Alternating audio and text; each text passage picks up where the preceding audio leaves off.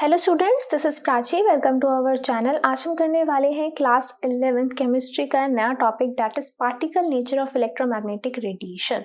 तो हमने last video में क्या पढ़ा था? हमने लास्ट वीडियो में पढ़ा था about developments leading to Bohr's model of atom. और जैसे ही हम बोहर मॉडल की तरफ पहुंचते हैं, बीच में आती हैं इन्वेंशंस। और इन्वेंशन में हमने बात करी थी dual nature of electromagnetic radiations, and उसके अंदर हमने बात कर ली थी वेव नेचर की। तो लास्ट वीडियो में पर्टिकुलरली हमने वेव नेचर को डिस्कस किया था कि इलेक्ट्रोमैग्नेटिक रेडिएशंस जो होती हैं वेव नेचर कैसे शो करती हैं। आज हम बात करेंगे इसके दूसरे नेचर की, दैट इज पार्टिकल नेचर कैसे शो करती हैं इलेक्ट्रोमैग्नेटिक रेडिएशंस। तो particle nature of electromagnetic radiations also known as Planck's quantum theory. Planck's quantum theory also इसका एक और नाम है, that is Planck's theory of black body radiation. तो ये जो थ्योरी थी it is all about particle nature of electromagnetic radiations, पूरी की पूरी पार्टिकल नेचर के ऊपर बेस्ड थी। तो जैसे मैंने अभी नाम लिया कि Planck's theory of black body radiation, ठीक है। तो वो ब्लैक बॉडी रेडिएशन जो होती हैं, वो जो रेडिएशंस हैं उनको डिस्कस किया और उन रेडिएशंस को बोला गया कि वो पार्टिकल नेचर शो करती हैं। तो पार्टिकल नेचर पे जाने से पहले आपको पता होना चाहिए कि जो हम एक्सपेरिमेंट करने वाले हैं वो किस पे होने वाला है, ब्लैक बॉडी पे। तो सबसे पहले आपको पता होना चाहिए कि ब्लैक बॉडी होती क्या है। तो ब्लैक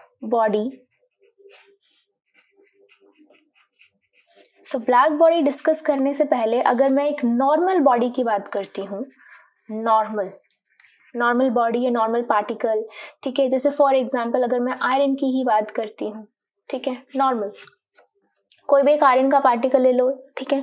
नेचर कैसी होती है हमारे आसपास ना ऐसी नेचर होती है कि मान लो कि कोई एक ऐसा जैसे आयरन है या कोई एक ऐसा पार्टिकल है, वो क्या करता है, आसपास के रेडिएशंस को ना अब्सॉर्ब करता है। हमारे आसपास के रेडिएशंस क्या होती हैं आपको पता ही है, कॉस्मिक रेडिएशंस होती हैं जो सन से मिल रही हैं, ठीक है, टावर से निकल रही हैं रेडिएशंस। इस टाइम आप अभी अपना जो है फोन देख रहे हैं या फिर लैपटॉप देख रहे हैं तो उसमें से रेडिएशंस निकल रही हैं। तो आसपास की जितनी भी हमारे आसपास के रेडिएशंस हैं उनको एब्सॉर्ब करते हैं, पार्टिकल्स एब्सॉर्ब करते हैं, ठीक है। तो विजुलाइज करते हैं इस चीज को कि कोई एक पार्टिकल, इसके ऊपर रेडिएशन इंसिडेंट हुई। अभी हम नॉर्मल की बात करें, ब्लैक बॉडी की बाद में बात करेंगे।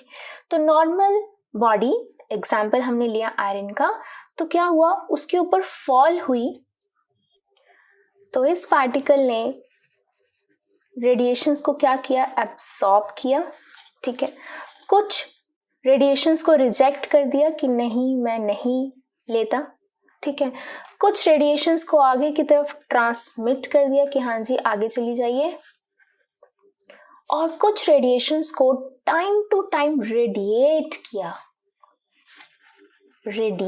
किया। तो कुछ चीजों को रेडिएट किया, कुछ रेडिएशंस को रेडिएट किया। इसका क्या मतलब है, यानी कि एक टाइम पे वो क्या कर रहा है, सबको एब्जॉर्ब कर रहा है। लेकिन जैसे ही हम इसको थोड़ा सा हीट अप करेंगे या फिर जैसे जैसे टेम्परेचर चेंज होगा तो ये आप अपने अंदर से कुछ रेडिएशंस को टाइम टू टाइम रेडिएट करता रहेगा, ठीक है। तो ये नेचर होती है एक नॉर्मल पार्टिकल की, ठीक है। और ये जो रेडिएशंस होती हैं ये कैसे रेडिएट होती हैं वो आपको पता है कि जैसे हम किसी चीज को हीट करते हैं, जैसे अगर मैंने आयरन का एग्जांपल लिया तो हम इसको हीट करते हैं तो एकदम से क्या होता है, वो आयरन आपका हॉट होने लगता है, रेड में कन्वर्ट होने लगता है, ठीक है। तो एक सिंपल से आयरन को, पतली सी तार को, आयरन को अगर आप हीट करना स्टार्ट करेंगे तो वो रेड होने लगेगा, और हम हीट करेंगे तो धीरे धीरे आपको पता है कि वो एकदम से वाइट लाइट देने लगता है, ठीक है, जब बहुत ज्यादा हीट हो जाता है। और हम उसको हीट देने लगते हैं तो वो उसके बाद ब्लू हो जाता है, ठीक है। तो ये होती है कि वो डिफरेंट रेडिएशंस को रेडिएट करता है जैसे जैसे टेम्परेचर बढ़ता है, ठीक है। लेकिन अब यहाँ पर क्या, ये तो नॉर्मल बॉडी की बात थी। अब ब्लैक बॉडी क्या करती है, ब्लैक बॉडी जो करती है, मान लो ये एक ब्लैक बॉडी, इसके ऊपर कुछ रेडिएशंस इंसिडेंट हुई हैं तो जैसे ये कुछ एब्जॉर्ब करता है, कुछ रिजेक्ट कर लेता है, ब्लैक बॉडी सभी के सभी रेडिएशंस को, ऑल फ्रीक्वेंसी रेडिएशंस को एब्जॉर्ब करता है।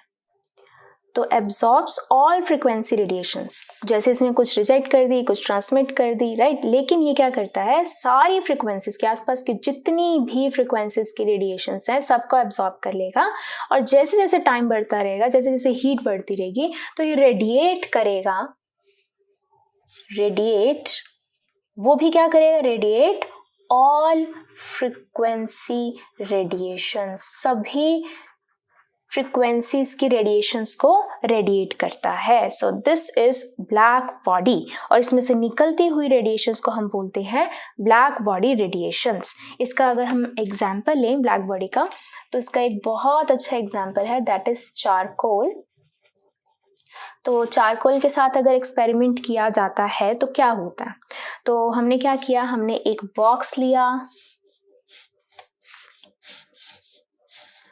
और इस बॉक्स के आसपास पूरी वॉल्स के ऊपर हमने चारकोल अप्लाई कर दी। मैं ब्लैक से करती हूँ। तो हमने इसके ऊपर सारा का सारा चारकोल अप्लाई कर दिया, आगे पीछे ऊपर नीचे हर जगह पर, और यहाँ पर रख दिया एक होल। ठीक है, अब ये क्या बन चुकी है, एक तरीके की ब्लैक बॉडी बन चुकी है। ठीक है, अब हम क्या करेंगे, इसको हीट करेंगे।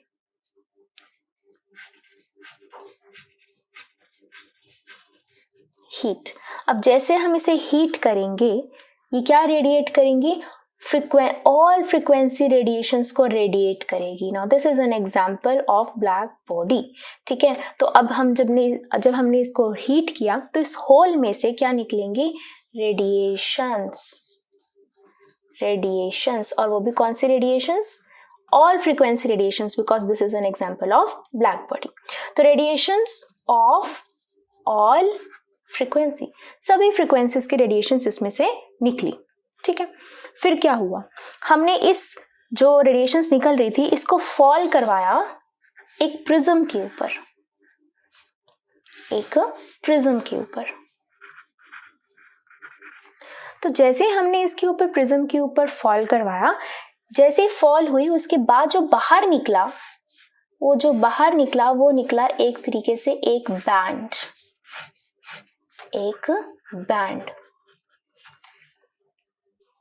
अब देखा जाए तो इसमें से जो रेडिएशंस जा रही हैं वो सारी की सारी फ्रीक्वेंसीज हैं उसके अंदर।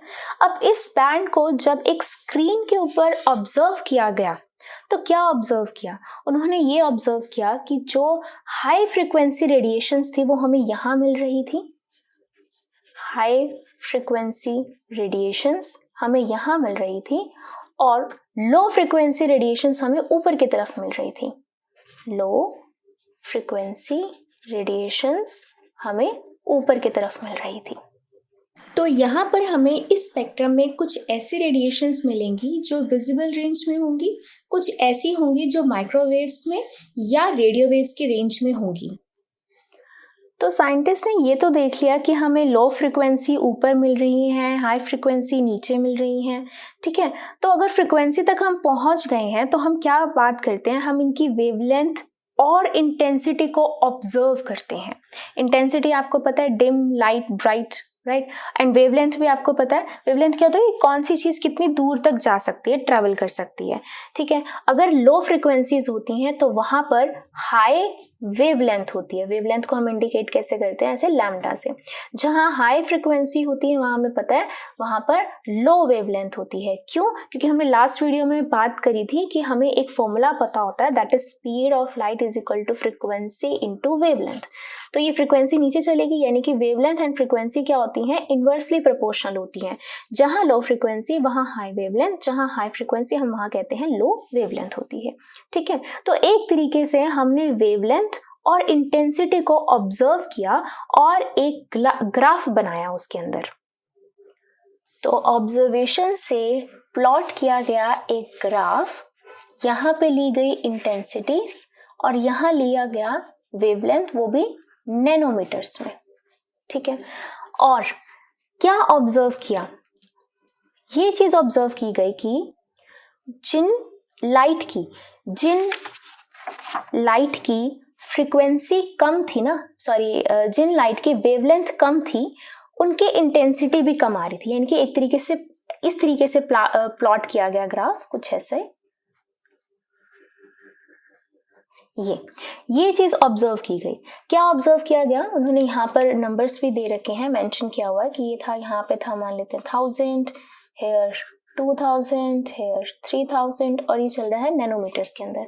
ठीक है, उन्होंने देखा कि जिन लाइट की वेवलेंथ कम है उनकी इंटेंसिटी भी कम है।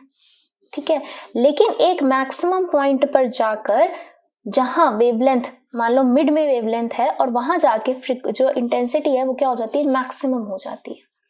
एक टाइम पे जो है एक पर्टिकुलर वेवलेंथ पे इंटेंसिटी हमारी मैक्सिमम हो जाती है। उसके बाद अगर हम ज्यादा वेवलेंथ वाली लाइट को ऑब्जर्व करते हैं तो उनकी इंटेंसिटी कम होती है। ठीक है, यानी कि आप ये कह सकते हो कि जैसे उनको क्या दिखाई दिया, ये जो चीज थी ये तो उन्होंने देख लिया कि यहाँ पे हाई फ्रीक्वेंसी दिख रही है, लो वेवलेंथ है, यहाँ लो फ्रीक्वेंसी है, हाई वेवलेंथ है, लेकिन जो स्क्रीन पे ऑब्जर्वेशन हुई वो कैसी ऑब्जर्वेशन थी, वो कुछ इस तरीके की ऑब्जर्वेशन थी कि यहाँ पे एकदम से ब्राइट, ठीक है, फिर यहाँ पर डिम लाइट समझ रहे हैं आप, कि यानी कि लेफ्ट हैंड साइड पर भी लो वेवलेंथ, लो इंटेंसिटी, फिर बीच में सेंटर में जाके कहीं हाई इंटेंसिटी, अच्छी ब्राइटनेस, यहाँ पर डिम, यहाँ सेंटर में ब्राइट स्पॉट, और जिनकी वेवलेंथ ज्यादा थी वो फिर क्या दिखाई दे रही थी, डिम दिखाई दे रही थी। अब इससे क्या ऑब्जर्वेशन है, इससे तो कुछ समझ में नहीं आया कि भाई कम वेवलेंथ वालों की भी कम इंटेंसिटी है, ज्यादा वेवलेंथ वालों की भी ज्यादा कम इंटेंसिटी है, किसी एक पर्टिकुलर बीच वाली मिड में जाके कहीं ब्राइटनेस आती है। फिर उन्होंने देखा चलो कोई बात नहीं, ये एक टेम्परेचर हमने T1 पे ऑब्जर्व किया, अब हम टेम्परेचर बढ़ा कर देखते हैं, क्योंकि हमें पता है कि जैसे ही टेम्परेचर बढ़ाते हैं ज्यादा फ्रीक्वेंसीज, ज्यादा रेडिएशंस निकलेंगी। ठीक है, तो टेम्परेचर बढ़ाया, फिर उनको ऑब्जर्व किया गया, और अब जो ग्राफ प्लॉट निकल के आया वो कुछ इस तरीके का निकल के आया।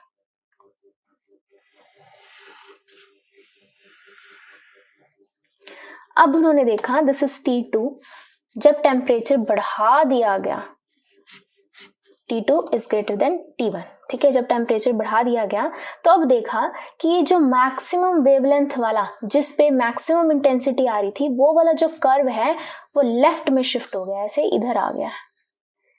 ठीक है, तो अब कम वेवलेंथ पर ही ज्यादा इंटेंसिटी अचीव हो गई।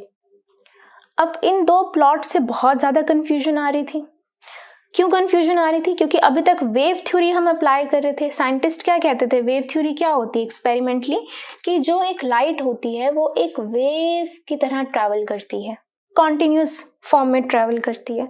तो इस थ्योरी से ये प्लॉट नहीं आ रहा था। अब इसके बीच की क्या बात है, वो मैथमेटिक्स जो है वो आप +2 में फिजिक्स में पढ़ेंगे, बट अभी आपको सिर्फ इतना पता होना चाहिए कि वेव थ्योरी से ये ग्राफ जो था वो एक्सप्लेन नहीं हो पा रहा था, लेकिन ये ऑब्जर्व हो रहा था एक्सपेरिमेंटली, बट थ्योरेटिकली जो साइंटिस्ट थे वो इसको वेव थ्योरी से एक्सप्लेन नहीं कर पा रहे थे। ठीक है, अब वेव थ्योरी तो यहाँ पर फेल हो गई। अब फिर आए यहाँ पर प्लैंक ने एक डिफरेंट एजम्पशन ली। एजम्पशन यानी कि उन्होंने खुद से ही एक एज्यूम करी चीज। क्या एज्यूम किया, उन्होंने बोला कि जैसे ही रेडिएशंस जो निकल रही होती हैं, ये जो रेडिएशंस को जिसको हम कॉन्टिन्यूस मान रहे हैं, ये एक्चुअल में कॉन्टिन्यूस ना होकर डिसकॉन्टिन्यूस है। डिसकॉन्टिन्यूस का मतलब क्या है, जैसे कि मान लेते हैं कि ये जो वेव है ये एक तरीके का स्नेक है। अब जब स्नेक ट्रैवल करेगा वो तो इस तरीके से ट्रैवल करेगा, this is a continuous curve.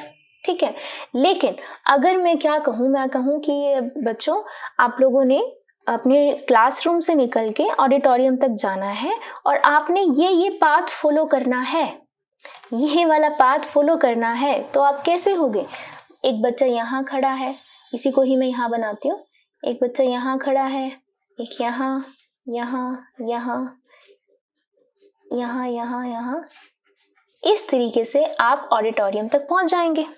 ठीक है, क्या ये कॉन्टिन्यूअस है? नहीं, ये डिसकॉन्टिन्यूअस है, क्योंकि आप में और नेक्स्ट वाले बच्चे में कुछ गैप है, राइट? तो ये जो है, ये जो डिसकॉन्टिन्यूटी है, इसे बोला गया discrete packets, small small packets. तो जो प्लैंक ने अजम्पशन की, उन्होंने बोला कि ये जो कर्व होता है, ये जो वेव होती है, ये एक वेव कॉन्टिन्यूअस ना होकर ये small small particles in discrete packets, discrete form होती है, ये छोटे छोटे पैकेट्स होते हैं। और एक पार्टिकल को नाम दिया गया फोटोन। अब ये कहाँ से निकल के आया है? फोटो, फोटो मतलब लाइट, लाइट का सबसे छोटा पार्टिकल इज फोटोन। तो ये फोटोन क्या होता है? लाइट का सबसे छोटा पार्टिकल। और एक पार्टिकल की, एक फोटोन की जो एनर्जी होती है वो होती है h न्यू, h न्यू। अब ये h न्यू क्या है? Let us discuss. तो प्लैंक्स थ्योरी क्या थी? प्लैंक्स थ्योरी थी कि ये एक जो आपकी जो एनर्जी है या रेडिएशन है वो एक वेव ना होकर वो क्या है? वो स्मॉल स्मॉल डिस्क्रीट पैकेट्स के फॉर्म में ट्रेवल करती है। ठीक है, and one packet is called one photon and energy of one photon is h new. अब ये क्या होता है? ये होती है कि एनर्जी जो होती है हमारी वो डायरेक्टली प्रोपोर्शनल होती है फ्रीक्वेंसी की। ठीक है, कि कितनी फ्रीक्वेंसी की वेव है तो उसकी क्या है? ये डायरेक्टली प्रोपोर्शनल है। जैसे हम डायरेक्टली प्रोपोर्शनल का साइन हटाते हैं तो क्या लगाते हैं? एक कांस्टेंट लगाते हैं। तो यहाँ लगा h nu, where h is Planck's constant, या पहले हम बोलेंगे प्रोपोर्शनैलिटी कांस्टेंट। और किन्होंने ये डिस्कवर किया था? किन्होंने बताया? प्लैंक्स ने बोला, that's why it is called planks constant. और इसकी जो वैल्यू दी गई वो दी गई 6.626 into 10⁻⁻34 joule second. So this is the energy of one photon. ठीक है, तो अब यहाँ पर क्या बोला गया कि जो एनर्जी है एक फोटोन की वो ये होगी, यानी कि energy equals to Planck's constant multiply by the frequency. ठीक है, अब यहाँ ना एक चीज और बोली गई, एक चीज और बोली गई कि जो एनर्जी होती है वो आपकी क्वांटाइज्ड होती है। अब क्वांटाइज्ड का मतलब क्या है? जैसे कि देखिए, सबसे पहली बात कि उन्होंने बोला कि एनर्जी जो होती है एक फोटोन की वो 0 भी हो सकती है, h न्यू हो सकती है, 2h न्यू हो सकती है, 3h न्यू हो सकती है, and so on up to nh nu भी हो सकती है। ठीक है, यानी कि या तो एक फोटोन होगा, 2 फोटोन होंगे, 3 फोटोन होंगे। ठीक है, ऐसे नहीं हो सकता कि 1.2h न्यू हो जाए किसी की एनर्जी, रॉन्ग है ये। 3.5h न्यू हो जाए किसी की एनर्जी, ये रॉन्ग है। मिनिमम टू मिनिमम एनर्जी जो होती है वो ये होती है, this is a minimum energy of one photon. ठीक है, इससे कम नहीं हो सकती और पॉइंट्स में भी नहीं हो सकती। इसको आप कैसे समझ सकते हैं? देखिए, अगर स्टेयर्स हैं, ठीक है, एक स्टेयर 15 सेंटीमीटर, अगली स्टेयर 15 सेंटीमीटर, अगली स्टेयर 15 सेंटीमीटर। तो आपने जब हाइट बता रहे थे किसी को कि मैं पहले 15 सेंटीमीटर पे पहुंचा, फिर मैं 30 सेंटीमीटर पे पहुंच गया, यहाँ तक 30 सेंटीमीटर हो गया, क्या आप कह सकते हो कि मैं 28 सेंटीमीटर पे पहुंचा? नहीं ना, क्योंकि 28 सेंटीमीटर पे तो यहाँ कोई स्टेयर ही नहीं है। आपके पास क्या ऑप्शन है? या तो 15 पे रुको, या 30 पे रुको, या फिर 45 पे रुको। इनके बीच का जो स्पेस है उसके लिए आपके पास कोई ऑप्शन नहीं है। सेम हम एक फोटोन को तोड़ के उसकी एनर्जी पॉइंट्स में नहीं ला सकते। जैसे कि एक बच्चे को हम हाफ तो नहीं काट सकते, जी मेरे को तो h न्यू नहीं चाहिए, मेरे को तो 0.5h न्यू चाहिए, तो एक बच्चे को मैं काट के थोड़ी बिठाऊंगी ऑडिटोरियम में, राइट? तो हर एक की जो एनर्जी है वो h न्यू है और वो क्या रहेगा? वो पॉइंट्स में कभी नहीं आएगी। क्लियर? तो इसे बोला गया क्वांटाइजेशन, क्वांटाइजेशन ऑफ एनर्जी। की एनर्जी जो होती है वो डिस्क्रीट पैकेट्स में होती है, छोटे छोटे पैकेट्स में होती है, और एक पैकेट की मिनिमम एनर्जी ये है, वो पॉइंट्स में नहीं हो सकती, वो इंटीग्रल फॉर्म होती है, या तो 0, 1, 2, 3, 15, 50, लेकिन 50 बाय 3 नहीं हो सकती, ठीक है, पॉइंट्स में नहीं हो सकती। तो इसे बोला गया क्वांटाइजेशन ऑफ एनर्जी। ये एजम्पशन जो थी वो वेव वाली एजम्पशन से डिफरेंट थी, क्योंकि ये कॉन्टिन्यूस बताते थे, ये डिसकॉन्टिन्यूस बताते थे। इस थ्योरी से ये ग्राफ एक्सप्लेन हो गया। कैसे हुआ वो मैथमेटिकल जो भी चीजें हैं वो आपके +2 में आएंगे। सिर्फ आपको पता होना चाहिए था कि ये जो प्लॉट था ग्राफ का, ये वेव थ्योरी से ना एक्सप्लेन होकर ये पार्टिकल थ्योरी से एक्सप्लेन हुआ गया। तो यहाँ पर पार्टिकल थ्योरी को प्रॉपर पूरी की पूरी एक इम्पॉर्टेंस दी गई और इसी थ्योरी के बेसिस पर फिर डिफरेंट एक्सपेरिमेंट किए गए। ये थ्योरी अप्रूव होने के बाद सबसे पहला एक्सपेरिमेंट आया आपका photo electric effect. Now let us discuss photo electric effect कैसे पार्टिकल थ्योरी के ऊपर बेस्ड था। तो फिर एक और ऐसा एक्सपेरिमेंट जो पार्टिकल नेचर को फेवर करता था। तो अब सबसे पहले क्या हुआ, 1887 में एच हर्ट्ज ने एक एक्सपेरिमेंट परफॉर्म किया। वो एक्सपेरिमेंट क्या था, उन्होंने ली एक वैक्यूम ट्यूब और यहाँ लगाई 2 प्लेट्स और इसको अटैच कर दिया पॉजिटिव टर्मिनल के साथ और इसे अटैच कर दिया नेगेटिव टर्मिनल के साथ, ठीक है, और यहाँ लगा दिया एक तरीके से एमीटर, ठीक है। अब क्या हुआ, अब यहाँ पर सबसे पहले स्विच ऑन किया गया, ठीक है। जैसे स्विच ऑन किया, एमीटर में कोई डिफ्लेक्शन नहीं हुई, यानी कि दैट इंडिकेट्स कि इस सर्किट के अंदर कोई भी करंट नहीं है। क्यों करंट नहीं है, क्योंकि हमें पता है कि हमने क्या किया, एक वैक्यूम चैम्बर है, कोई एयर नहीं है, कोई कुछ नहीं है, यहाँ पर सिर्फ और सिर्फ क्या है, एक तरीके से हमने यहाँ पर एक प्लेट लगा दी, एक प्लेट लगा दी, ये पॉजिटिव टर्मिनल नेगेटिव टर्मिनल, यहाँ तो बीच में कुछ है ही नहीं। अगर कुछ है ही नहीं, सर्किट ब्रेक हो चुका है, तो करंट कैसे फ्लो करेगा, करंट तो होगा ही नहीं, राइट। फिर हमने क्या किया, पहला case when there is no current, switch on but there is no deflection in ammeter. फिर हमने क्या किया, फिर उन्होंने फॉल करवाई लाइट इस सरफेस के ऊपर, इस मेटल सरफेस के ऊपर लाइट फॉल करवाई। जैसे ही यहाँ से लाइट फॉल करवाई, क्या ऑब्जर्व हुआ कि एमीटर में डिफ्लेक्शन हुई। एमीटर में डिफ्लेक्शन का मतलब क्या है कि करंट आ गया है, करंट आ गया सर्किट के अंदर। करंट कैसे आ गया, बीच में तो कुछ है ही नहीं। तो वहां से एच हर्ट्ज ने क्या एक्सप्लेनेशन दी, उन्होंने कहा कि जैसे ही लाइट इसके ऊपर इंसिडेंट हुई है, इस मेटल प्लेट के ऊपर जैसे ही लाइट इंसिडेंट हुई है, अब हमें पता है कि जो मेटल होती है उसके पास क्या होते हैं, एक्स्ट्रा इलेक्ट्रॉन्स।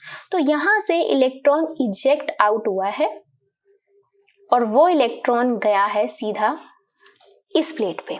क्यों, क्योंकि ये पॉजिटिव टर्मिनल से अटैच्ड है, तो यहाँ से इलेक्ट्रॉन निकलेगा पॉजिटिव की तरफ अट्रैक्ट होगा।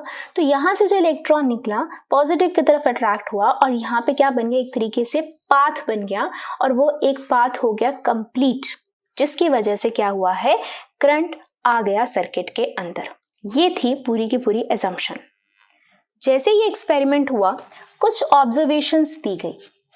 सबसे पहली ऑब्जर्वेशन क्या दी गई कि जैसे ही लाइट फॉल करवाई, कोई वेट नहीं करना पड़ा, उसी टाइम करंट आ गया, ठीक है। इसका क्या मतलब हुआ कि जैसे ही लाइट स्ट्राइक हुई, उतनी ही जल्दी, as soon as electron eject हुआ और क्या आ गया, करंट आ गया। मैं बिल्कुल मेन पॉइंट्स लिख रही हूँ, पूरी लाइन से लिख रही कि जैसे ही लाइट स्ट्राइक करी, उतनी ही जल्दी इलेक्ट्रॉन निकला वहां से और करंट सर्किट के अंदर आ गया। ये थी फर्स्ट ऑब्जर्वेशन।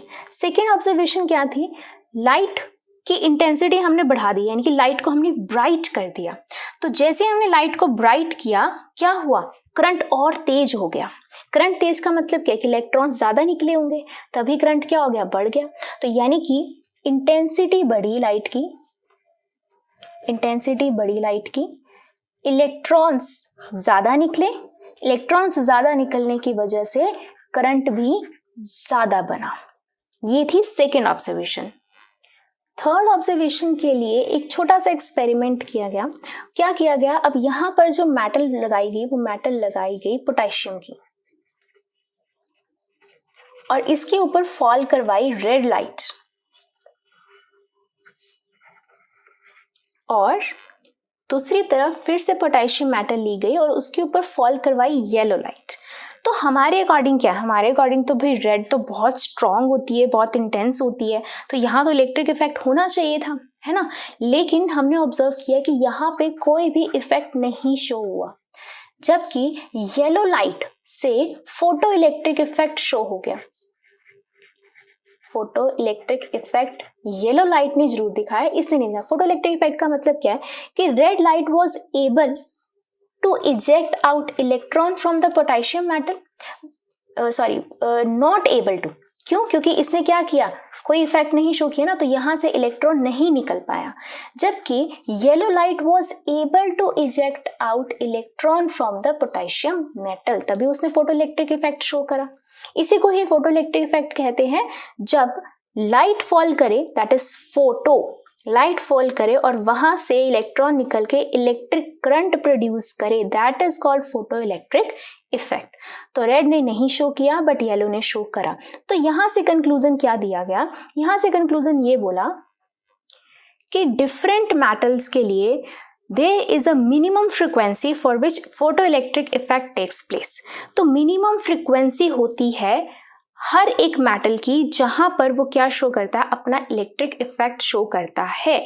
उससे कम फ्रीक्वेंसीज पे वो अपना इलेक्ट्रिक इफेक्ट शो नहीं करेगा। तो यहां से कुछ नंबर्स दिए गए कि हमें पता था कि जो फ्रीक्वेंसी होती है रेड लाइट की वो होती है 4.3 to 4.6 into 10⁻14 हर्ट्ज की फ्रीक्वेंसी होती है। फ्रीक्वेंसी ऑफ येलो लाइट जो होती है वो होती है नियर अबाउट 5.1 to 5.2 into 10⁻, इस रेंज की होती है। तो यहां से देखा गया कि रेड की फ्रीक्वेंसी कम है, येलो की फ्रीक्वेंसी ज्यादा है, यानी कि yellow is able to eject out electron from potassium metal but red is not able to eject out electron from potassium metal.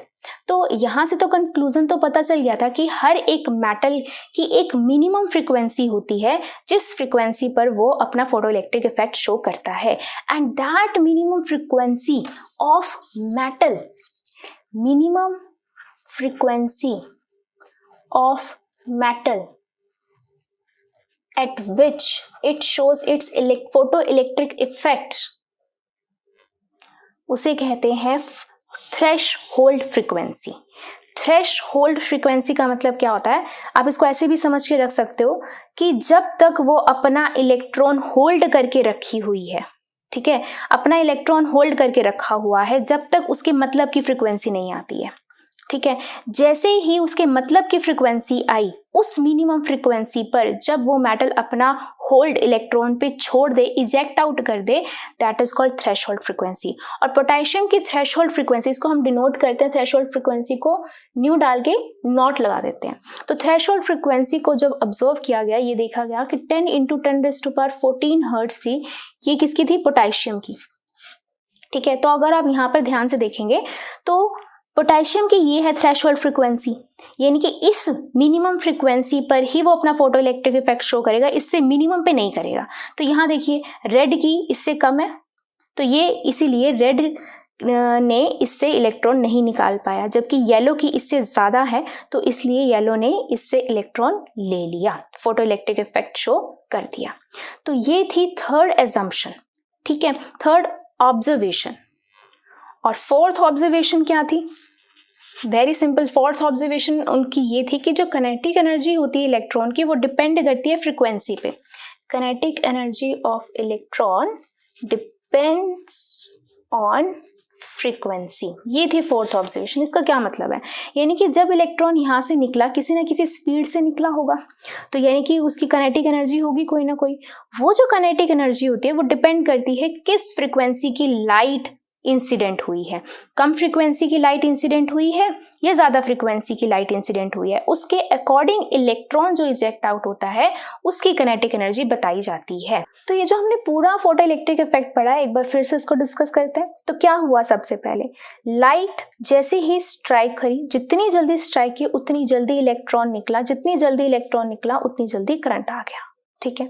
Second, जितनी ज्यादा हमने ब्राइट लाइट दी, जितनी ज्यादा इंटेंसिटी निकाल दी हमने उसको, उतने ज्यादा नंबर ऑफ इलेक्ट्रॉन्स निकले, जितने ज्यादा नंबर ऑफ इलेक्ट्रॉन्स निकले उतना ज्यादा करंट हुआ, राइट।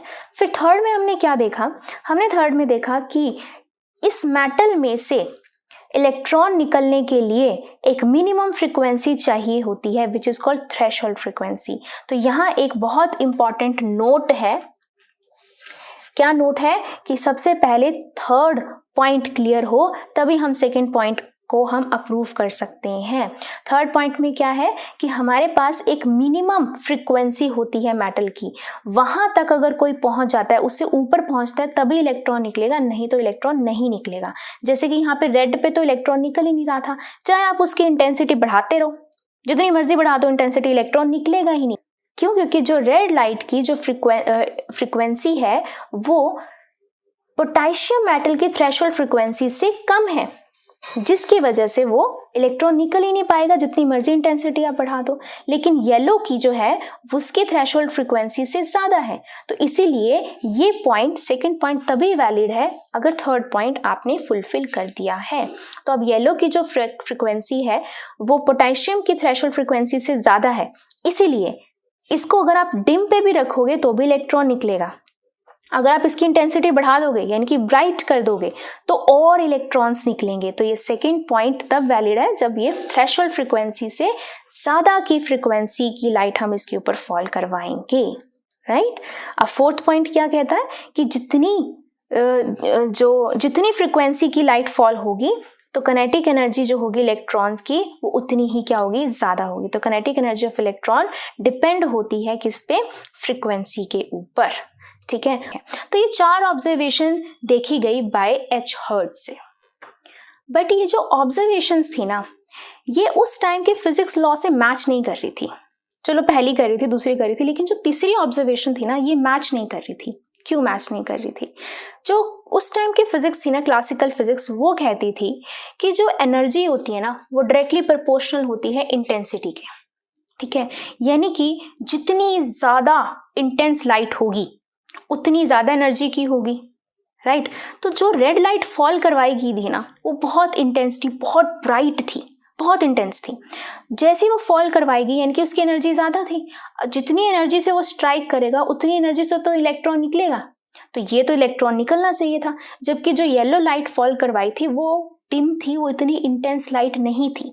जब इतनी इंटेंस नहीं थी यानी कि उसकी एनर्जी कम थी, कम एनर्जी से फॉल करवाई जाएगी तो इलेक्ट्रॉन कैसे बाहर निकलेगा, जबकि हो उल्टा रहा था, है ना।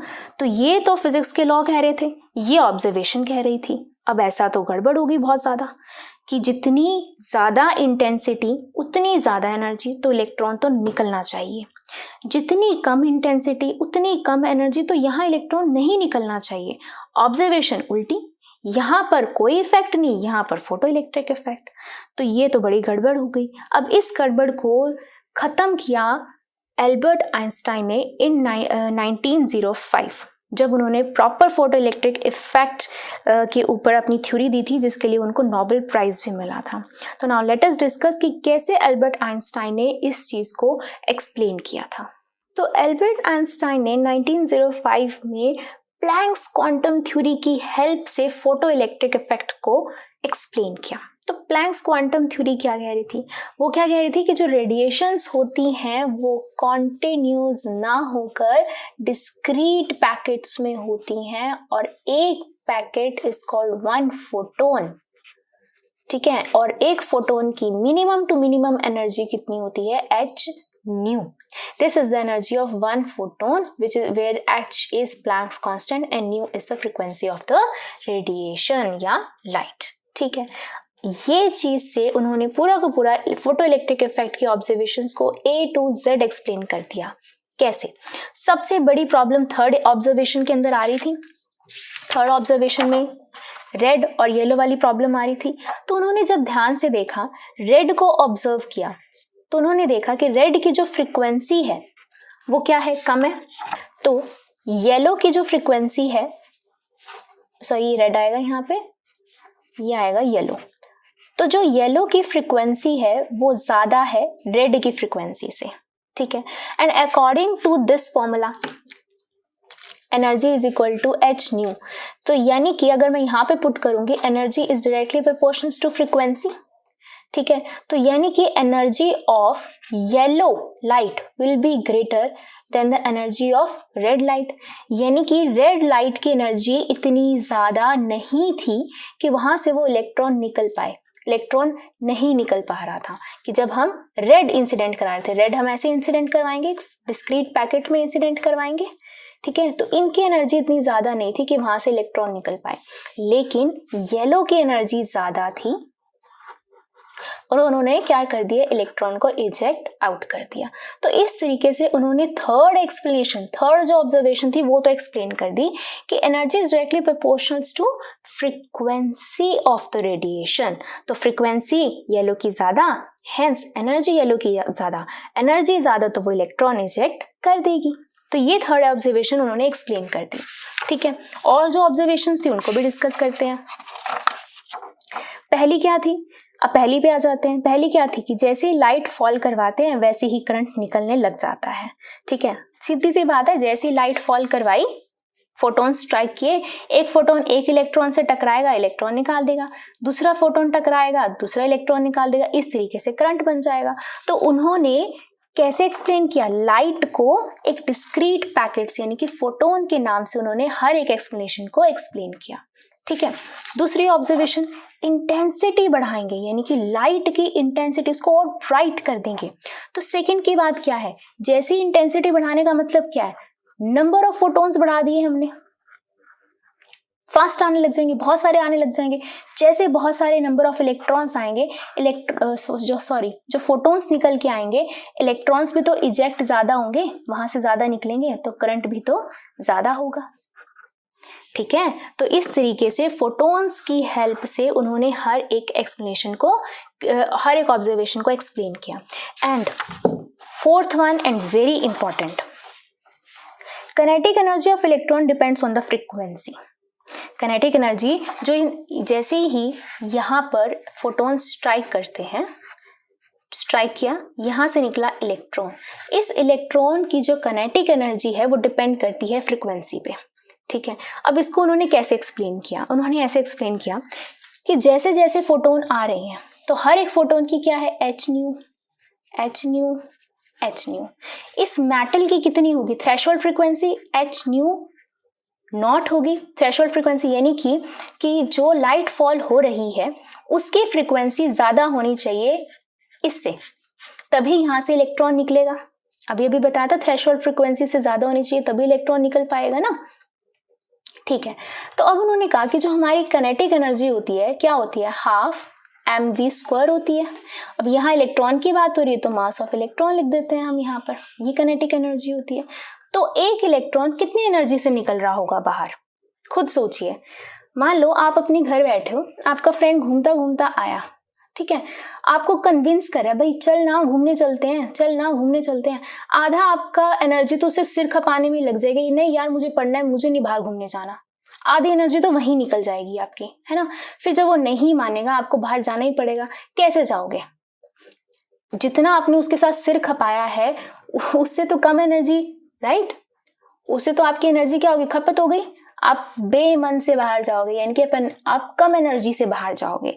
तो यानी कि काइनेटिक एनर्जी किसके इक्वल होती है कि जितनी एनर्जी से फोटोन आया उसमें से माइनस करनी पड़ती है थ्रेशोल्ड फ्रीक्वेंसी, यानी कि आपके फ्रेंड की एनर्जी बहुत ज्यादा थी कि भाई आपसे बहस कर रहा था कि चल बाहर चल, आप कह रहे थे नहीं मुझे बैठे रहना है, अपने घर ही रहना है, मुझे पढ़ना है, ठीक है, लेकिन फिर भी वो आपको बाहर लेके गया। जब आप बाहर गए किस एनर्जी से गए, हाफ mv² की एनर्जी से बाहर गए, तो ये एनर्जी तो अपने फ्रेंड को एक्सप्लेन करने में ही निकल गई।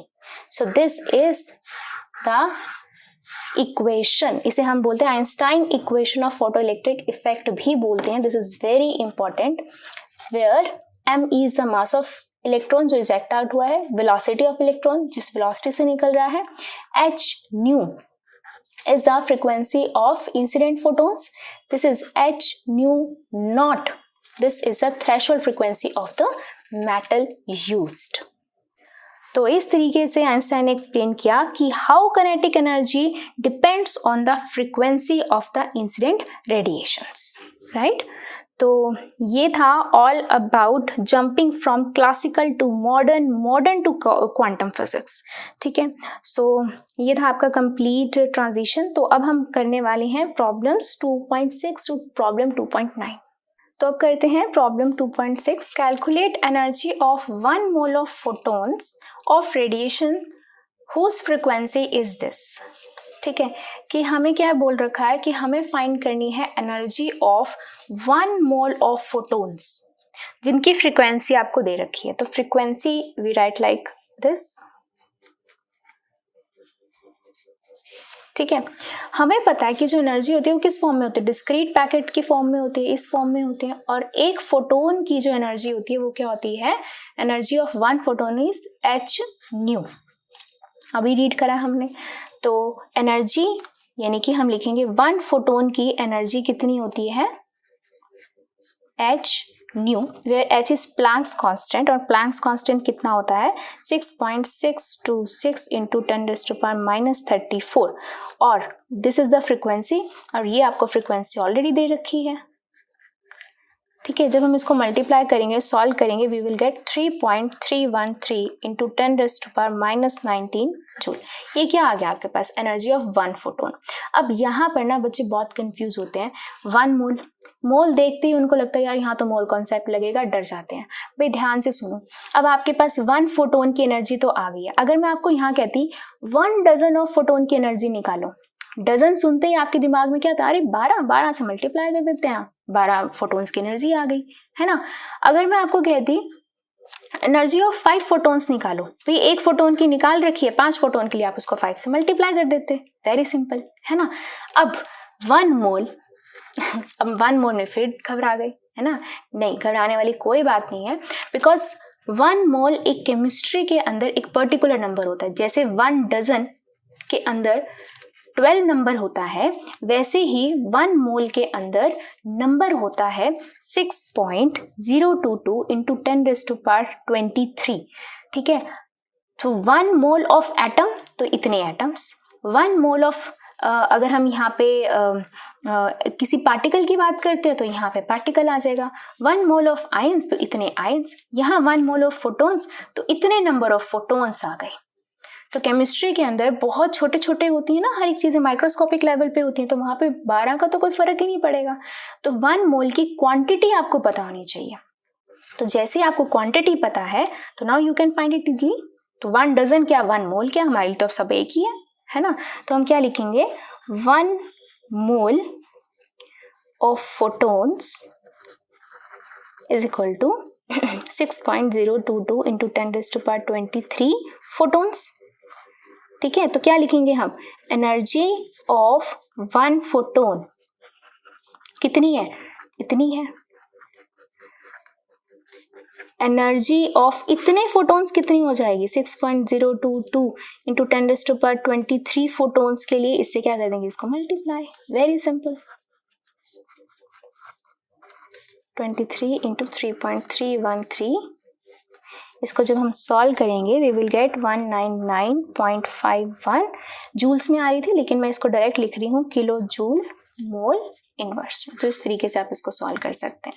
तो मोल देखते ही घबराना नहीं है, जैसे 1 डजन वैसे ही 1 मोल, बस एक नंबर याद होना चाहिए कि एक मोल में कितना नंबर होता है, दैट्स इट। ये था प्रॉब्लम 2.6। चलिए करते हैं प्रॉब्लम 2.7। तो अब करते हैं problem 2.7। A 100 watt bulb emits monochromatic light of wavelength 400 nanometer. Calculate the number of photons emitted per second by the bulb. ठीक है, तो सबसे पहली बात आपको क्या दे रखा है, आपको यहाँ पर ऐसा यूनिट देखते ही पता चल रही है कि आपको एक 100 वॉट की पावर का एक बल्ब दे रखा है जो एक मोनोक्रोमैटिक लाइट एमिट करता है। मोनोक्रोमैटिक का मतलब क्या होता है, मोनो मतलब कि सिंगल, 1, क्रोमैटिक मतलब कि कलर। तो एक कलर की लाइट एमिट करना, एक कलर की लाइट का मतलब क्या है कि उसकी एक ही फ्रीक्वेंसी है, एक ही वेवलेंथ है। ठीक है, तो मोनोक्रोमैटिक लाइट जिसकी वेवलेंथ कितनी है, 400 नैनोमीटर है। तो जो जो चीजें हमें गिवन है पहले मैं वो लिख लेती हूँ। ऐसा यूनिट देखते ही पता चल रहा है कि पावर दे रखी है हमें 100 वॉट। ठीक है। वेवलेंथ हमें दे रखी है कितनी, 400 नैनोमीटर। और हम किस में हर एक चीज़ को सॉल्व करते हैं, एसआई यूनिट में सॉल्व करते हैं, यानी कि नैनोमीटर से हमें हट के मीटर्स में आना पड़ेगा। तो मीटर्स में आने के लिए हम क्या लिखते हैं, नैनो के लिए मैंने आपको बताया था क्या करते हैं हम, 10⁻⁹ आता है मीटर्स, ठीक है। और हमें क्या बोला गया है, calculate number of photons emitted per second, एक सेकंड में कितने नंबर ऑफ फोटोन्स निकलेंगे। तो टाइम हमें दे रखा है कितना, 1 सेकेंड, ठीक है। अब इन सब को यूज करते हुए हमें फाइंड करने हैं नंबर ऑफ फोटोन्स। अब नंबर ऑफ फोटोन्स का कोई एक पर्टिकुलर फॉर्मूला तो होता नहीं हमारे पास, है ना। तो अब हम क्या करें, जो जो चीजें हमें गिवन है हम उसी से ही देखेंगे कि हम क्या सॉल्व कर सकते हैं। पावर को अगर हम देखें, पावर का फॉर्मूला क्या होता है, पावर का फॉर्मूला होता है energy by time, energy by time, ये हमने पढ़ रखा ऑलरेडी, ठीक है, 9th में पढ़ा था हमने, power equals to energy by time. अब पावर का मतलब क्या है, 100 वाट की पावर है, एनर्जी किसकी एनर्जी, यहाँ ये जो एनर्जी है वो किसकी है, total energy of photons, total energy of photons, ठीक है। और टाइम आपको पता ही है 1 सेकेंड, ठीक है। तो यानी कि 1 सेकेंड में 100 वाट पावर और उसमें से जो एनर्जी निकल रही है वो एनर्जी किसकी निकल रही है, वो टोटल एनर्जी है फोटोन्स की। अब हमें क्या चाहिए कि 1 सेकेंड में कितने फोटोन्स निकल रहे हैं, हमें टोटल एनर्जी तो नहीं चाहिए, हमें क्या चाहिए कि 1 सेकेंड में कितने फोटोन्स निकल रहे हैं। तो क्या मैं टोटल एनर्जी को ऐसे लिख सकती हूँ, total energy equals to NE dash. इसका क्या मतलब है, मान लो मेरे पास है 100 रुपीज, ठीक है, 100 रुपीज है। मैं कहती हूँ कि मेरे पास ना कुछ पेन है और एक पेन जो है वो 10 रुपए का है। तो मेरे को बताओ कि मेरे पास जो पेन है वो कितने हुए। तो आप क्या कहोगे कि मैम आपके पास 10 पेन हुए, क्यों, क्योंकि 10 पेन है और एक पेन की कॉस्ट 10 रुपीज है, 10 × 10 आप 100 रुपीज ही आप शॉपकीपर को दोगे, राइट। तो यहाँ पर भी यही चीज है कि टोटल एनर्जी जो 1 सेकेंड में निकल रही है equals to number of photons, N is number of photons and E dash क्या हो गया, एनर्जी ऑफ 1 फोटोन, ठीक है। तो N is number of photons और E dash is energy of 1 photon, energy of 1 photon. तो ये आ गई टोटल एनर्जी। तो मैं इसको वैसे लिख सकती हूँ, P equals to NE dash by T, right, okay. अब देखिए P क्या है आपके पास, 100 वाट, ये रहा 100, N एनर्जी ऑफ 1 फोटोन है नहीं आपके पास, लेकिन जो टाइम है वो 1 सेकेंड आपको दे रखा है, ओके। तो मुझे क्या फाइंड करना है, मुझे तो N फाइंड करना है। N फाइंड करने के लिए मुझे चाहिए energy of 1 photon, right. Energy of 1 photon हमारे को पता होती है, क्या होती है, h न्यू। पूरा लेक्चर ही हमने इसके ऊपर बात करी है, राइट। अब h न्यू, h क्या होता है, प्लैंक्स कांस्टेंट होता है, उसकी वैल्यू हमें पता होती है। न्यू क्या होता है, फ्रीक्वेंसी होती है, लेकिन यहाँ हमें फ्रीक्वेंसी तो नहीं दी हुई, हमें यहाँ पे वेवलेंथ दे रखी है। कोई बात नहीं, हमें पता है फ्रीक्वेंसी और वेवलेंथ का कनेक्शन किससे होता है, speed of light is equal to frequency into wavelength. तो इसको हम यही रखेंगे, ये आ गया आपके पास फॉर्मूला। अब ये वैल्यू इसके अंदर पुट कर दीजिए, ये आ जाएगा E dash is equals to H, nu की जगह क्या आ जाएगा, C बाई लैम्डा। तो अब हम क्या करेंगे, निकालेंगे एनर्जी ऑफ 1 फोटोन, H क्या होता है, प्लैंक्स कांस्टेंट, जिसकी वैल्यू क्या होती है 6.626 इंटू 10⁻⁻34 इंटू C क्या होता है, C is speed of light, that is 3 into 10⁸ divide में क्या आएगा, वेवलेंथ, वेवलेंथ क्या है आपको दे रखे ऑलरेडी 400 इंटू 10⁻⁹, ठीक है। तो अब हम इसको जब हम सॉल्व करेंगे तब हमारे पास आएगा 4.969 इंटू 10⁻⁹ एनर्जी किस में आएगी, जूल्स के अंदर। ये क्या आ गई, एनर्जी ऑफ 1 फोटोन। हमें क्या चाहिए था, यही चाहिए था, सो दैट हम इस फॉर्मूले में पुट कर सके। Now put the value in this formula, 100 equals to NE dash by 1 क्या है 1 सेकेंड में, ठीक है, टाइम 1 सेकेंड ऑलरेडी पुट कर रखा है, वैल्यू पुट कर दो 4.969 10⁻⁻19, ये मल्टीप्लाई, इधर आके क्या हो जाएगा, डिवाइड। जब हम इसको सॉल्व करेंगे वी विल गेट 2.012 इंटू 10⁻20, ये आ जाएंगे नंबर ऑफ फोटोन्स, और इसकी ऐसा यूनिट जो बनेगी वो क्या होगी, सेकंड इनवर्स। क्या बनेगी, सेकंड इनवर्स। क्यों, क्योंकि एक सेकंड में कितने नंबर ऑफ फोटोन्स आए, एक सेकंड में कितने नंबर ऑफ फोटोन्स निकल के आए, दिस इज द नंबर। इतने नंबर ऑफ फोटोन्स आएंगे आपके एक सेकंड में, अगर पावर कितने की हो, 100 वॉट की पावर हो, राइट। और ये ऐसा यूनिट आई कैसे है, ध्यान से देखेंगे दोबारा से, कि जो आपका पावर होती है वो किस में होती है, वॉट में होती है। वॉट क्या होती है, energy by time, that can be written as 100 joule second inverse, right. Joule per second हो गया, राइट। तो यहाँ पे क्या आएगा, 100 जूल सेकंड इनवर्स, और ये हम किस में लेकर आए, एनर्जी जूल्स में लेकर आए हैं, ये जूल है, यहाँ पर भी जूल है, तो जूल से जूल क्या हो गया, कैंसिल हो गया, क्या बच गया यहाँ पर, सेकंड इनवर्स। तो these are the number of photons emitted per second. तो ये थी आपकी प्रॉब्लम 2.7। चलिए करते हैं प्रॉब्लम 2.8। तो देखते हैं problem 2.8। When electromagnetic radiations of wavelength 300 nanometre falls on the surface of sodium, electrons are emitted with an kinetic energy of this.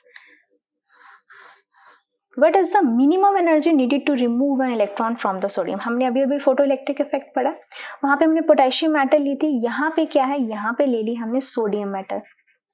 ठीक है, सोडियम मेटल के ऊपर कौन फॉल कर रहे हैं, फोटोन्स फॉल कर रहे हैं। ठीक है, फोटोन्स जो फॉल कर रहे हैं इनकी जो वेवलेंथ है वो वेवलेंथ क्या है, 300 न्यूटन मीटर। ठीक है, अब जितनी ये एनर्जी से फॉल कर रहे हैं वो क्या होती थी, हमारे पास एनर्जी ऑफ वन फोटोन क्या होती थी, एच न्यू। ठीक है, एनर्जी ऑफ वन फोटोन जो इंसिडेंट हो रहा है, एच न्यू। ठीक है, where nu is the frequency, right.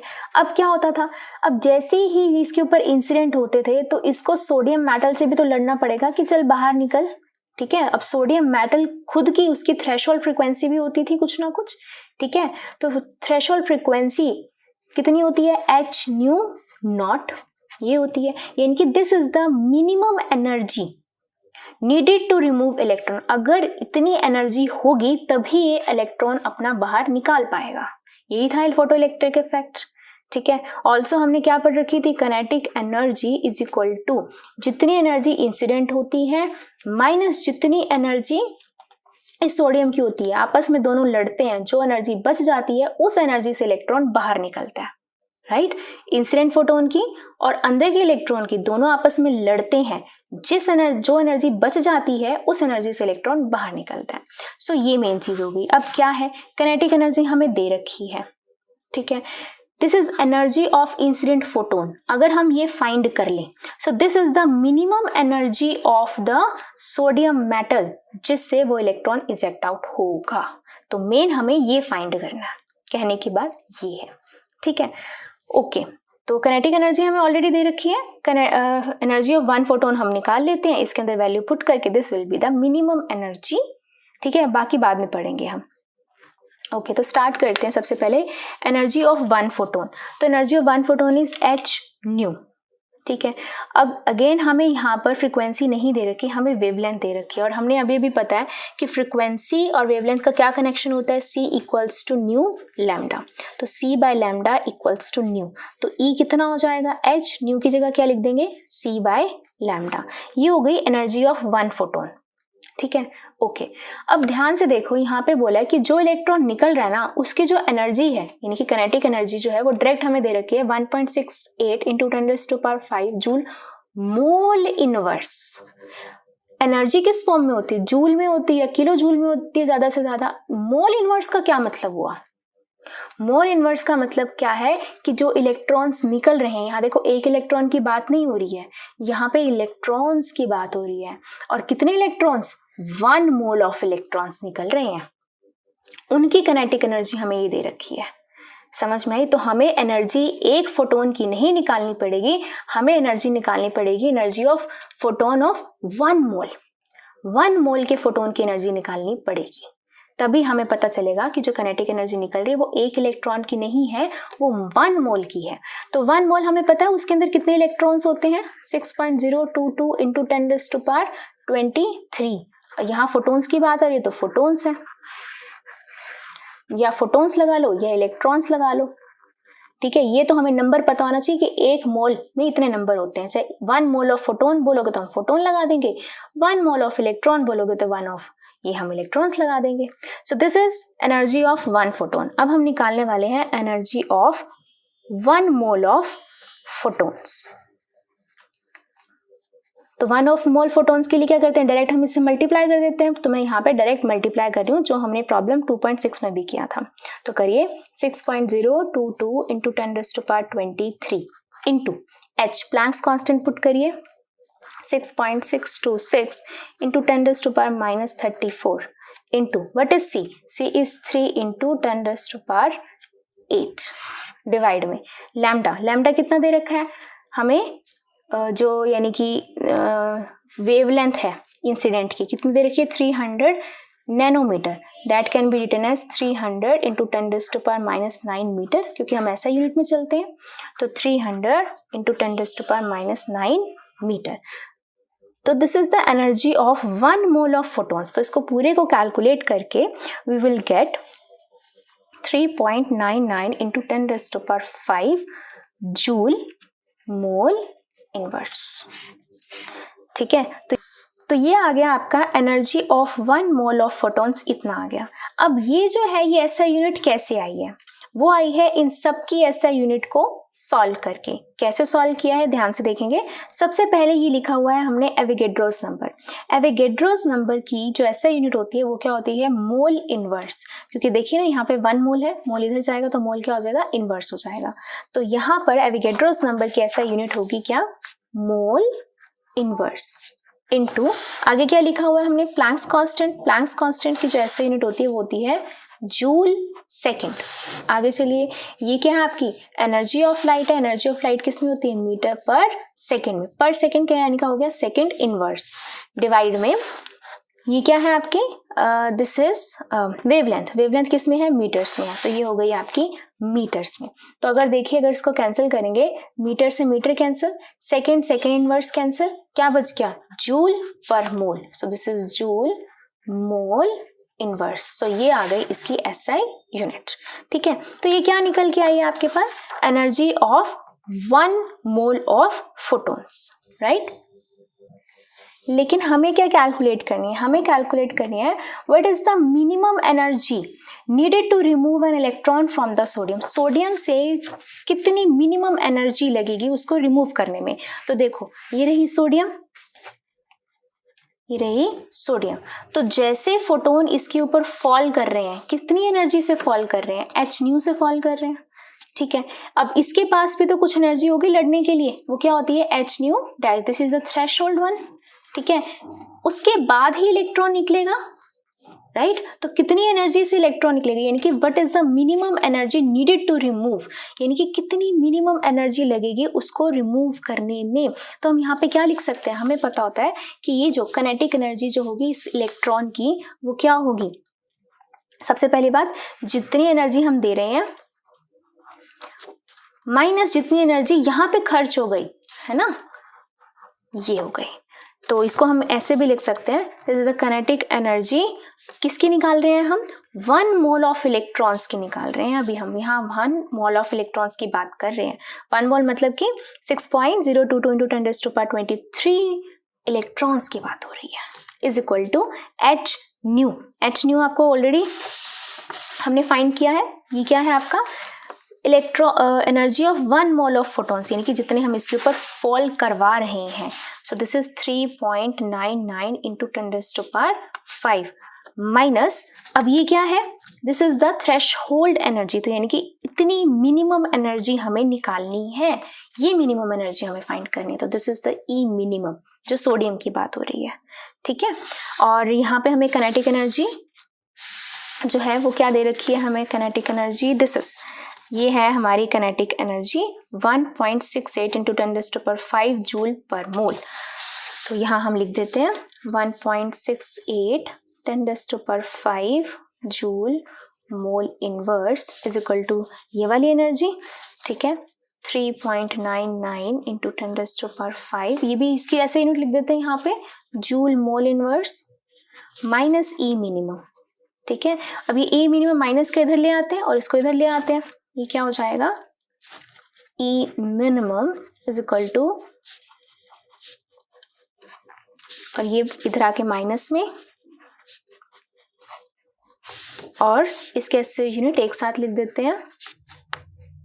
इसको जब हम माइनस करेंगे वी विल गेट 2.31 10⁵ कॉमन आ जाएगा दोनों में, ऐसा यूनिट क्या होगी, जूल मोल इनवर्स। हमें क्या फाइंड करना था, हमें फाइंड करना था what is the minimum energy needed to remove an electron, एक इलेक्ट्रॉन निकालने में कितनी एनर्जी निकलेगी।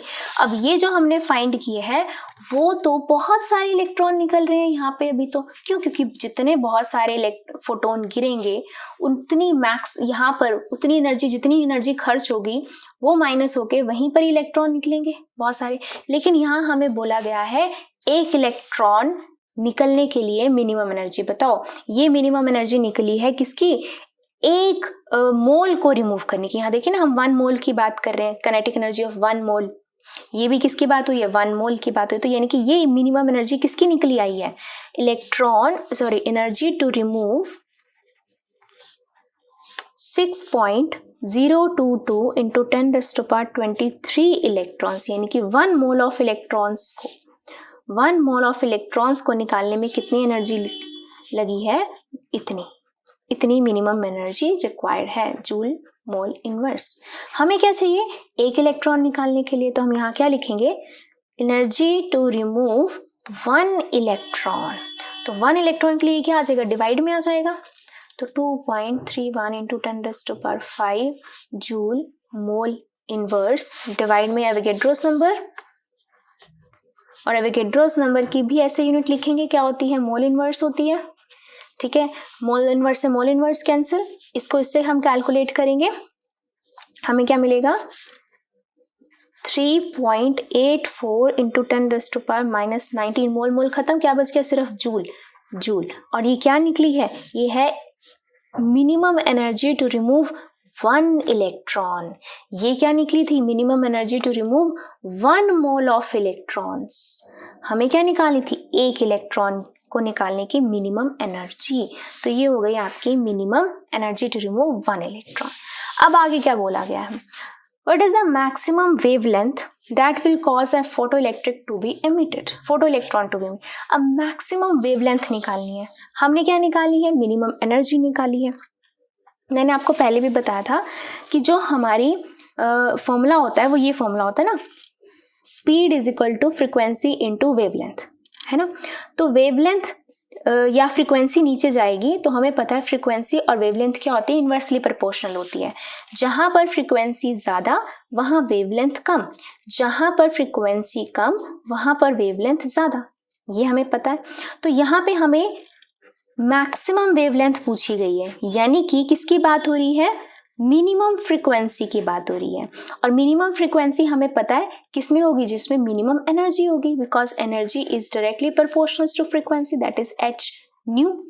ये मिनिमम, तो ये मिनिमम, ठीक है। लेकिन अगर ये मिनिमम, तो वेवलेंथ हमारी क्या होती है, मैक्सिमम होती है। तो यहाँ पे हम डायरेक्ट फॉर्मूला ये वाला पुट कर दें, लगाइए यहाँ पे, तो E minimum is equal to h, इसकी जगह पे क्या आ जाएगा, C बाय लैम्डा, लैम्डा भी कौन सा, मैक्सिमम वाला, राइट। अब इसकी वैल्यूज यहाँ पुट कर देते हैं।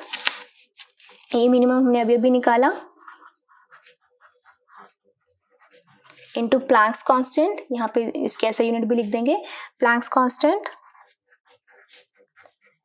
10⁻⁻34 जूल सेकेंड, इनटू ये लिख देते हैं इसकी value 3 into 10⁸ metre second inverse, divide में ये मैक्सिमम निकालनी है हमें, क्रॉस मल्टीप्लाई कर देंगे,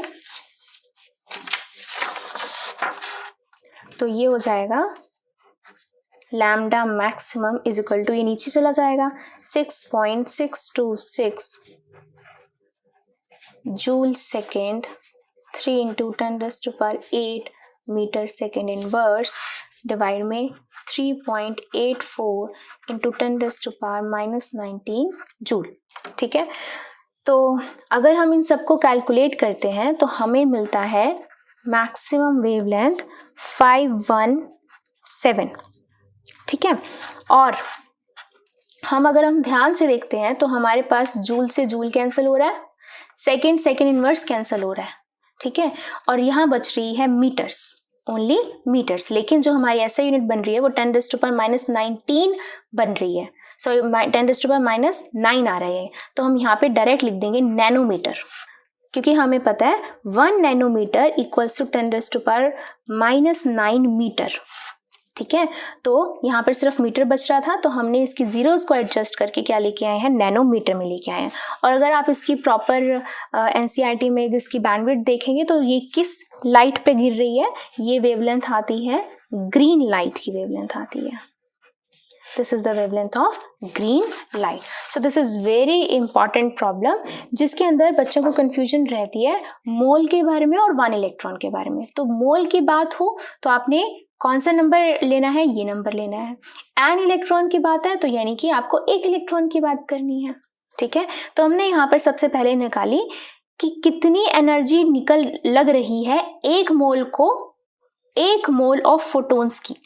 उसके बाद हमने फाइंड किया कि काइनेटिक एनर्जी कितनी निकल रही है 1 मोल ऑफ इलेक्ट्रॉन्स को निकालने में। फिर जैसे ही 1 मोल निकल आया, फिर हम 1 इलेक्ट्रॉन पे जंप कर गए, उसके बाद हमने वेवलेंथ तो इजिली फाइंड कर ली। ठीक है, तो ये थी प्रॉब्लम आपकी 2.8। तो चलिए करते हैं प्रॉब्लम 2.9। तो प्रॉब्लम 2.9 क्या कह रही है, the threshold frequency nu naught for a metal is this. Calculate kinetic energy of electron emitted when radiations of frequency this hit the metal. ये तो बहुत सिंपल सा है कि एक मेटल है, ठीक है, यहाँ पे फोटोन्स इसके ऊपर फॉल कर रहे हैं। इन फोटोन्स की जो फ्रीक्वेंसी है वो कितनी दे रखी है, 1 इंटू 10⁻15 सेकेंड इनवर्स। ठीक है, तो इसकी भी कुछ ना कुछ थ्रेशोल्ड फ्रीक्वेंसी होती है, म्यू नॉट होती है। ठीक है, थ्रेशोल्ड फ्रीक्वेंसी भी आपको दे रखी है, that is 7 into 10⁻14 second inverse. अब यहां से जो इलेक्ट्रॉन निकलेगा, अब इस इलेक्ट्रॉन की आपको काइनेटिक एनर्जी बतानी है। ये तो हमने क्या किया था, Einstein equation of photoelectric effect, क्या करा था हमने कि जिस एनर्जी से इलेक्ट्रॉन निकलेगा इज इक्वल टू जिस एनर्जी से फोटोन्स फॉल करते हैं, ठीक है, माइनस जिस एनर्जी से वो मेटल के इलेक्ट्रॉन उससे फाइट करते हैं। सो ई नॉट लगा देती हूँ मैं एक तरीके से। यह हम आपको पता ही है काइनेटिक एनर्जी क्या होती है, h new minus H new not, this is the threshold frequency. तो ये हमें फाइंड करनी है kinetic energy. This is Planck's constant, तो एच हम कॉमन ले लेते हैं। This is the frequency of incident of photons, this is the threshold frequency. ये हम यहाँ पे प्लैंक्स कांस्टेंट तो हमें पता है 6.626 इंटू 10⁻⁻34, ये आपको ऑलरेडी दे रखा है। ठीक है, यहाँ ना एक चीज और है, अब देखो यहाँ मैं अगर 1 पुट करती हूँ और यहाँ 7 पुट करती हूँ, यहाँ गड़बड़ हो जाएगी। लेकिन अगर मैं इसका ऑर्डर देखूँ 10⁻15 है, यहाँ 10⁻14 है, तो मैं इसको 14 करने के लिए मैं ऐसे लिख सकती हूँ, इसको 10 इंटू 10⁻14, एक ही तो बात है। तो 0 यहाँ पे लगा देंगे, 15 हो जाएगा, एक ही बात है। तो मैं लिख देती हूँ 10 इंटू 10⁻14 माइनस 7 इंटू 10⁻14, इसकी वैल्यू। ठीक है, ओके, तो ये हो गया 10 माइनस 7 3 इंटू 10⁻14। इसको जब हम सॉल्व कर लेंगे, this will be equal to 1.988 into 10⁻⁻19 joule. ये आ गई आपकी kinetic energy of 1 electron, an electron. तो देखो यहाँ कोई मोल का कोई सीन ही नहीं था, मोल के लिए पूछा जाता तो हम इसको 1 मोल से मल्टीप्लाई कर देते, राइट। तो ये थी प्रॉब्लम आपकी 2.9। Thank you, that's all for this video. तो नेक्स्ट वीडियो में हम क्या डिस्कस करेंगे, सबसे इंपॉर्टेंट चीज हमने इस वीडियो में क्या बात करी है, हमने इस वीडियो में बात करी है अबाउट पार्टिकल नेचर, ठीक है। पहले में हमने डिस्कस किया wave nature of electromagnetic radiations, इस वीडियो में हमने बात की है पार्टिकल नेचर की बात करी है। नेक्स्ट वीडियो में हम डिस्कस करेंगे about hydrogen atomic spectra and then we will jump to Bohr's atomic model. So thank you, that's all for this video.